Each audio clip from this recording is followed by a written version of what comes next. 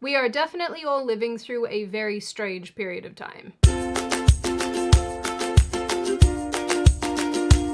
Hi, my name is Sydney. Welcome back to hell. Now, before we get into the meat and potatoes of this video, which admittedly will probably be a little bit less jovial than you're used to, just a reminder again that I am currently running a 50% off sale on my tea website for 3 flavors that will be expiring at the end of November, although tea doesn't really expire. So if you are not put off by that and you would like a box, the tea is still perfectly fine. Use the code WE-DON'T-WASTE for 50% off. And if you are somebody who has a restaurant or a cafe or a little coffee shop, or if you have a church or you work for a church or do some work with a church or a homeless shelter or whatever, please reach out to me because I have been giving no strings attached tea to these kind of organizations because I don't want to waste and I don't want to throw tea away.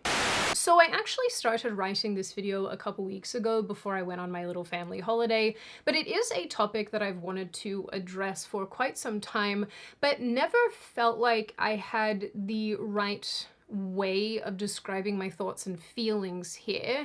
And I'm not suggesting that I've finally gotten that correct in this video, but I'm gonna take a run at it anyway because I think a lot of this probably needs to be said. So back towards the end of August, when I first took a run at articulating my thoughts about this, I wrote about the 12-year-old girl in Dundee, Scotland, who defended her sister and herself against 2 gypsy migrants from Bulgaria.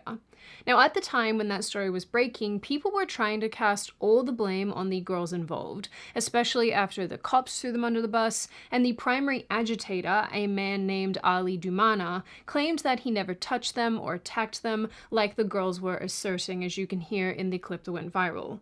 But eventually, the migrants ended up being arrested. This happened after the girls claimed that one of them was concussed after being assaulted by Dumana and either his sister or wife. It's actually a little bit confusing which, but I think it's his wife. Although with these sorts of people, she could be both. Just a little sprinkling of incest there. Anyway, this story really distressed me. Like, I'm sure it distressed a lot of you, and for me, I hate these stories that concern young kids and young people because they shouldn't have to grow up feeling afraid. But it also sparked a national and international conversation about migrant crime in Europe. So I wasn't surprised at all to see people painting the 12-year-old as some sort of Braveheart type. But then, only a short time later, the harrowing footage of Ukrainian refugee Irina Zrutska went viral, showing her being brutally stabbed to death and left to bleed out on the floor of a train car in North Carolina, while bystanders did nothing. And these haunting photos of her face circulated for days. And what struck me here, and a lot of other people I'm sure, was that these cases exposed a deeper failure, not just of immigration policies that allow violent foreign offenders to walk among us, but of a justice system and officials who seem more concerned with the optics and their own political agendas than protecting vulnerable people and their own citizens. Yes, Irina was a migrant, but a law-abiding, contributing one, the kind most people are happy to live alongside, and our system still failed her, in the same way that it fails native-born citizens in Western countries every single day. When people realized that Irina's murderer, DeCarlos DeJuan Brown Jr., was let out 14 times prior, and this last time was allowed to go back onto the streets with a written promise to appear in court, it demonstrated how utterly broken our systems are. And all I could personally think, watching people desecrate this girl's memorials, watching them say that she deserved what she got, all I could think here was that we shouldn't have to live like this. Some of us do not want to live in lawlessness. Not all of us are Antifa. The apparent refusal by our officials to hold repeat offenders accountable, to acknowledge the horrible and ill effects of soft on crime policies, all while hiding behind the veil of cultural sensitivity and mental health, is a moral failing that endangers us all. Even now in North Carolina, Irina's law was recently passed, which would essentially try to address soft on crime policies, focusing on pretrial detention detention, mental health protocols, and capital punishment.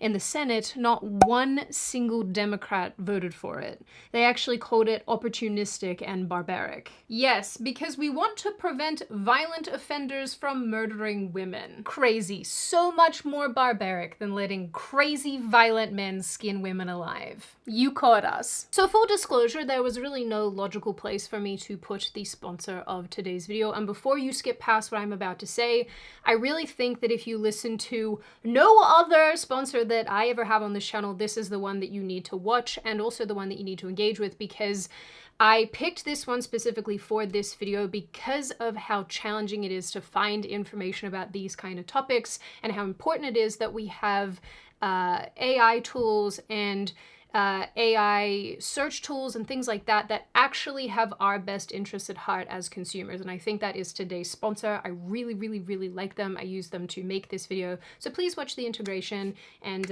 yeah. Let's roll that baby. Have you ever noticed how DuckDuckGo and Google and lots of AI tools are basically unusable these days? Me too, and let me tell you, it's very annoying for someone who looks up information for a living. So what's a YouTube lady to do? Well, go ahead and use FreeSpoke, because they're actually trying to help users. FreeSpoke is an AI search tool that prioritizes access to neutral, clear information. Very important. And it works as you're used to. You type in a prompt. I asked it here about Gavin Newsom becoming governor, and it gave me an AI summary, one with actual citations and without all of the normal fluff and bias from other AIs. Which, I won't lie, is really useful to me because I do so much research to make my videos, so having little shortcuts is really nice. I find that I constantly have to fact check Grok on Twitter, but FreeSpoke's AI is infinitely easier to navigate. And of course, it is a search tool. So it also provided articles and other sources of information which are clearly labeled depending on their political lean, which is so unbelievably helpful. I can even go ahead and explore perspectives to get a balanced view of an issue. I also really like that FreeSpoke prioritizes user privacy, and your searches are 100% anonymous. There's no personal tracking, no profiling, no targeted ads. Yes, you can finally talk about wanting to go ice fishing without FreeSpoke sending you a bunch of ads. So if you too want access to better information, then click the link in the description, scan the QR code on screen, or go to freespoke.com/Sydney35. Of course, use code Sydney35 for 35% off FreeSpoke Premium, which gives you unlimited access to explore perspectives, clips with transcripts, ad-free browsing, and more.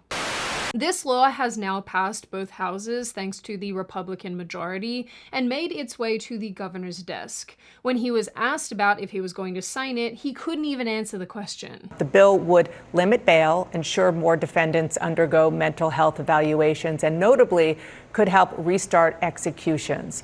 The bill is on your desk, Governor. Will you sign it? Well, I'm reviewing it as we speak.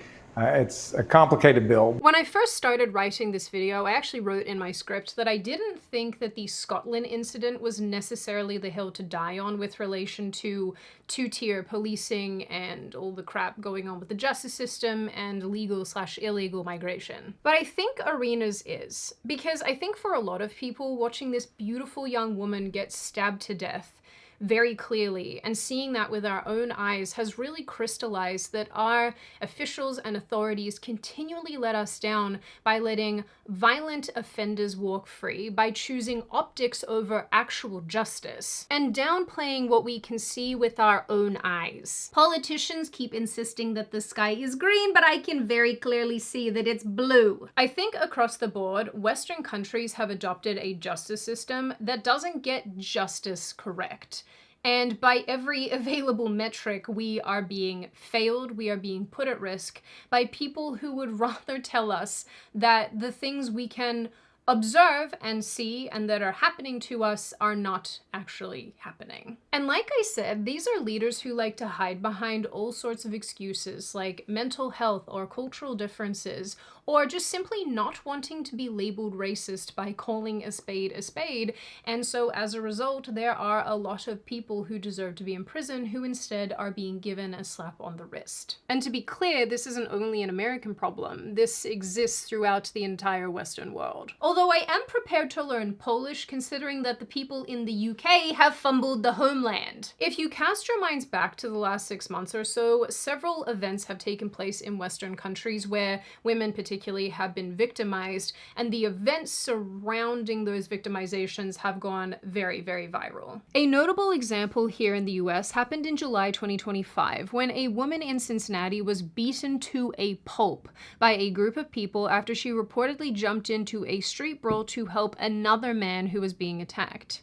This story went insanely viral, especially after the woman, called Holly, was demonized by both the police and the media. When she finally spoke out, she didn't hold back. We need more police officers, but like he said, you know, the judges who are just letting people out with a slap. The man who attacked me and might have permanently damaged me forever should never have been on the streets, ever.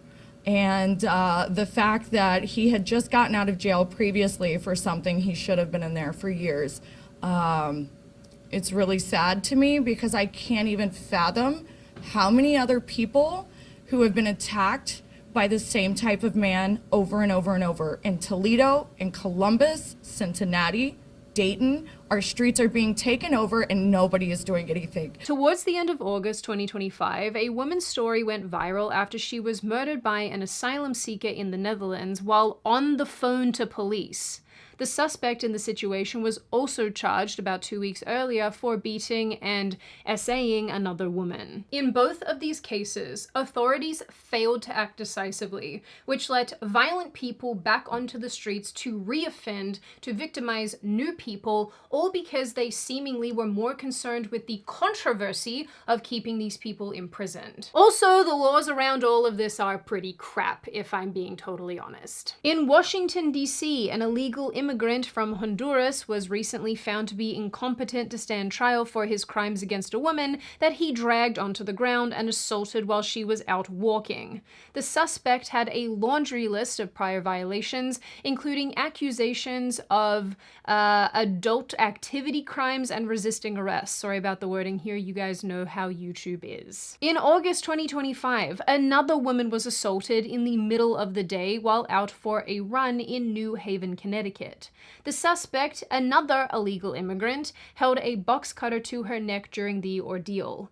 He has a previous and long history of assault and has been deported twice during Trump's first term, returning to the country after an unknown time and living in the area unaffected, just going about his life. Also in August, a 19-year-old illegal immigrant from Guatemala was arrested after beating a pregnant woman who stabbed him in self-defense. Of course, these situations do focus on illegal immigration, but they are symptomatic of policy failures that do not protect the public safety. And then you have all the smelly hippies who have the goal to be protesting outside of ICE facilities. Go home, smelly hippies. Go home. Or, I don't know, conversely, develop some sort of interest in the safety of your fellow citizens. You absolute Anyway, I could probably find you 500 more examples of exactly this kind of a story where an asylum seeker or an illegal migrant or even a legal migrant who has chosen not to assimilate has harmed somebody in our communities. And then there are the citizens who are repeat violent offenders, who at some point should have been caught by the system, but instead have been let out and have gone on to very much hurt other people. These human beings are the very reason why I will never stop being pro-capital punishment. That might be upsetting to some of you, but I think that firing squads can solve many problems. I'm just saying. Only a few days ago in New York City, a man with 18 prior arrests who had only just been arrested for assault and released 2 days earlier threw a police officer onto train tracks. In October 2024, another man with 21 prior arrests was charged after randomly assaulting an 81-year-old woman. Similarly, an 85-year-old woman was brutally assaulted and put into a coma when a man with at least 9 prior arrests that included violence against women forced his way into her home. In June 2024, a man was hacked to death with a machete by a career criminal who had been let out no less than 11 other times. The criminal had been charged with arson, assault, attempted murder, and unlawful carry of a weapon. And this also goes on and on and on and on. In fact, most of the examples that I am using here are only from the last month or so, and when my friend and I were collecting stories for this video, we were both getting very, very distressed just finding out how much this happens and how common it is and how awful the crimes are that are being committed. Oh hey, it's time for a serious video puppy break. Shall I join you in searching for something outside? Oh, we're looking? We are looking outside. Beautiful times, children, beautiful times. Don't punch my window. So there are many questions that persist, but one of the biggest ones is, why does it take a young woman being stabbed to death on public transport by a 14-time repeat offender for officials to care? And why are we being gaslit? And I hate that term, but I do think it's applicable here. Why are we being gaslit by officials and these authorities and these justice advocates who keep downplaying what is happening and hiding the violence of offenders behind the veil of mental health? Why do these people keep prioritizing progressivism and compassion over the actual physical safety of others? And you know what I find actually really depressing about this isn't a new position. This has been going on for a very, very long time. When I was doing my undergraduate degree a million years ago, I actually majored in criminology with the intention of going into law, which I didn't do, sorry mom and dad. But when I was doing my criminology degree, you would have kids in my classes who would make these same arguments. Oh, we need to be compassionate. We need to prioritize rehabilitation. We need to prioritize the thoughts and feelings of offenders. And I used to sit there thinking, what is wrong with you? What do you mean? Violent offenders, a lot of them, I don't think can be rehabilitated. I don't know why this is the emphasis that we place on so much of this. It drives me crazy. And because we love to add insult to injury here on this channel, politicians and police forces and the justice system are focusing on all the wrong things. Are we surprised? Not really. UK cops focus their attention on catching catcallers. That is, I'm not joking. Or covering up grooming gangs because they don't want to be called racist. Australian politicians are asking people to hand in their machetes to drop-off points instead of addressing who is doing the macheteing, for lack of a better descriptor. American officials like to go the extra step and actually arrest people who step in to defend others, like Daniel Penny, for example. On that front, an American guy actually was recently stabbed in the face after he stepped in to defend 2 women in Dresden, Germany, who were being harassed by 2 Syrian nationals. Of course, that young man was dragged in the media for being anti-immigration and racist when he said that Germany has a migrant problem. Except, where's the lie? Germany does have a migrant problem. It's actually at the forefront of many of their elections, just like it is in France and in Sweden and in many other European countries. And in Germany's case, you have women who are being brutalized, just living, walking down the street, existing. You have terrorists committing terrorist acts by driving cars into Christmas parades. And perhaps the most depressing part of that realization is that officials spend more time punishing people who speak out against these things than they do actually addressing them. So the deeper issue here is a justice system that fails to act, that allows repeat offenders to walk free, and then punishes its citizens when they happen to notice. And I do want to focus attention squarely on the mass immigration issue for a moment here, because I do think that many of the stupid, terrible policies that are in place, the soft on crime policies that we have in place, have really amplified the ill effects of this mass immigration movement. And I will say here that I really do have some quite complicated feelings towards immigration generally, because I know migrants who've come to this country who are great people who contribute, who have assimilated, who have American friends and are so about being American and Americanized.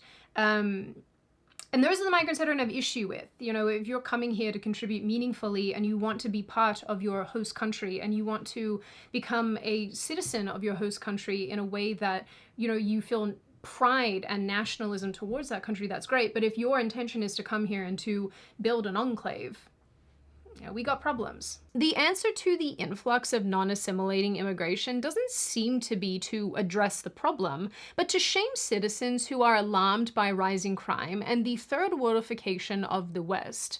Because let me remind you that the UK has one of the highest rates of acid attacks globally.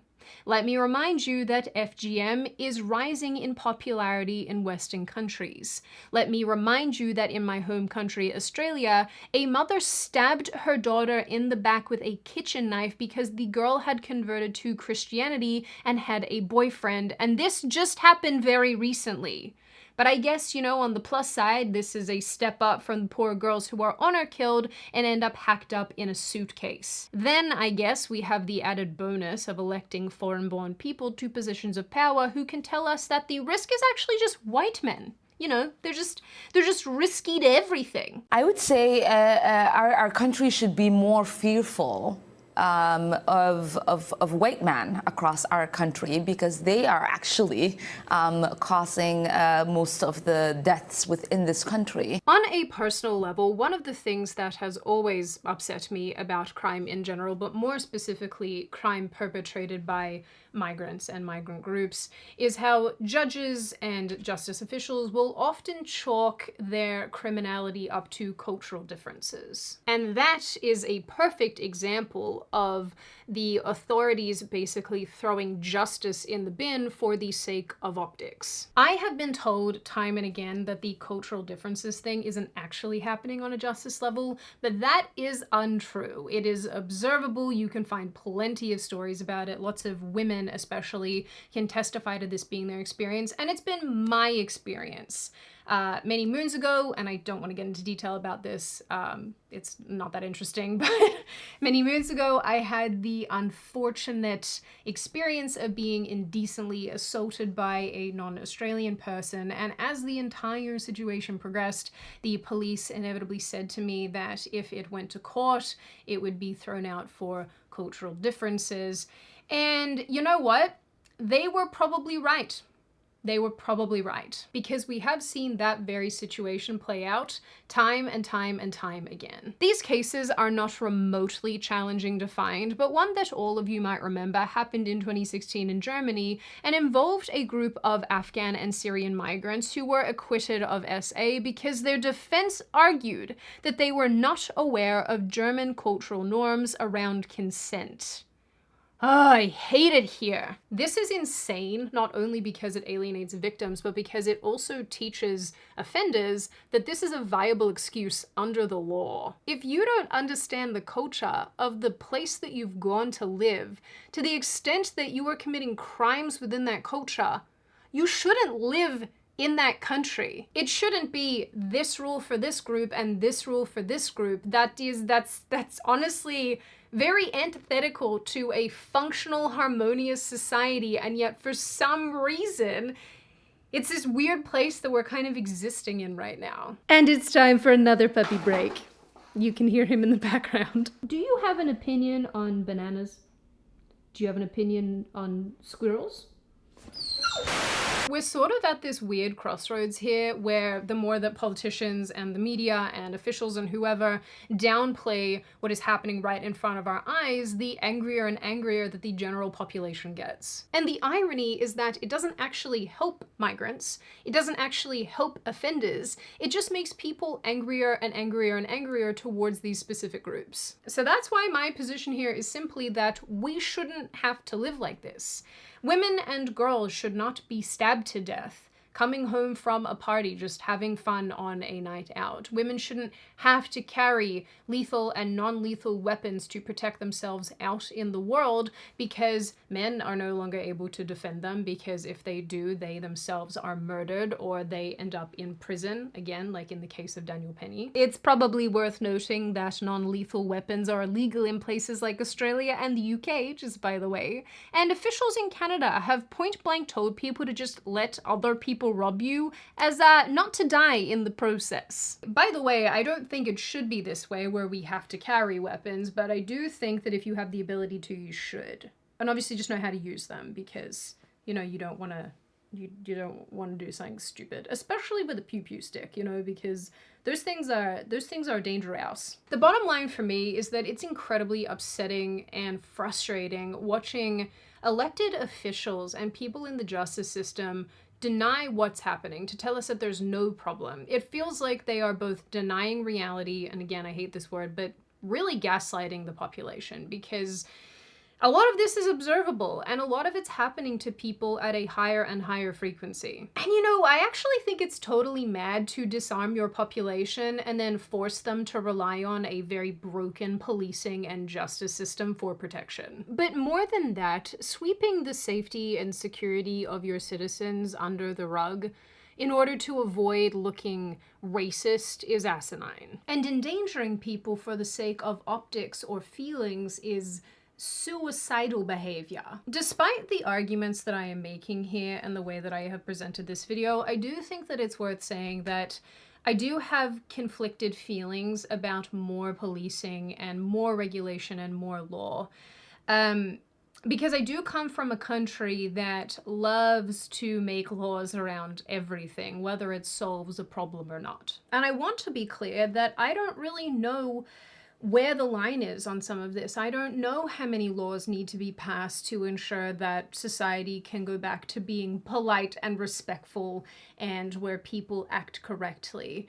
I don't know how I feel about politicians having more power. I don't know how I feel about police having more power because, as I have said previously in other videos, my life objective is to be left the hell alone. But I do think that we can say with relative certainty that had better written laws existed, and when I say better written, I don't necessarily mean ones that infringe upon people's civil liberties or whatever, but had better laws existed, maybe Arena would be alive. And maybe if European countries stopped demonizing their native populations and their citizens for feeling frustrated by and noticing and having something to say about the terribleness associated with mass immigration, particularly the mass immigration that circles this group of fighting-aged young men from really third world countries, maybe little girls wouldn't have to run around with weapons. Although maybe not, because they are Scottish. And I don't know about you guys, but I have met Scottish people and they are their own brand of crazy. But they do have very cute accents, so I'm not judging. You're not right in the heed! Man, I want to go back to Scotland and touch a rock. Anyway, at the end of the day, I know I've talked about immigration a lot in this video. This isn't just about immigration. It's obviously about crime. It's about the way that we deal with crime. It's about the fact that we should not have to exist in a society that basically puts the needs of criminals above the needs of law-abiding citizens. This is about a justice system. This is about leaders who have lost their way, prioritizing appearances over the fundamental duty to protect. And we honestly deserve a lot better. So in the end, not only do citizens deserve a lot better, but also the law-abiding immigrants who have come to their host countries to assimilate and to become one with the native population as well. Because these people, bear in mind, are also being extremely negatively affected by the immigrants who don't do the right thing. And all of this is leading to social degradation. It's leading to a lack of social cohesion. And like I titled this video, and like I've already said, we should not have to live like this. So on that very happy and pleasant note, and before I open the floor to all of you, this is just a reminder, check out Free Spoke using the link in the description. I am really glad that they are the sponsor for this video because I actually think that they are extremely necessary in this period of time where information is very hard to come by, and I really, really like what they stand for, and so I am very much excited for a bunch of you to give them a go. Now I open the floor to all of you. What do you all think? Are you on my side of this issue where you're just honestly kind of exhausted by all of this and you are so sick and tired of hearing about all of the ways that we're being failed by not just the justice system, but by our officials who don't seem to care about the interests of Native citizens?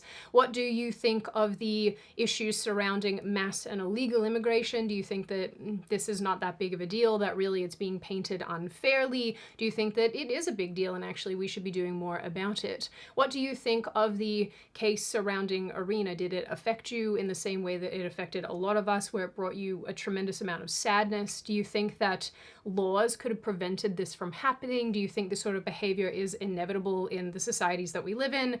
And what do you generally make of this issue overall? As always, if you have made it this far in the video, congratulations. I always like having you along for the full ride. If you are new here and you are not subscribed already and you would like to see more of me and more of this kind of content, feel free to subscribe to the channel, as well as leaving this video a like and a comment, because I do read the majority of them and I like hearing your feedback. Of course, on that note, I hope you wonderful little spoonbill noodle heads stay safe and well. I think a spoonbill is a bird of some description. Anyway, I hope you stay safe and well, little bird people, and I will see your wonderful little chicken faces in the next video.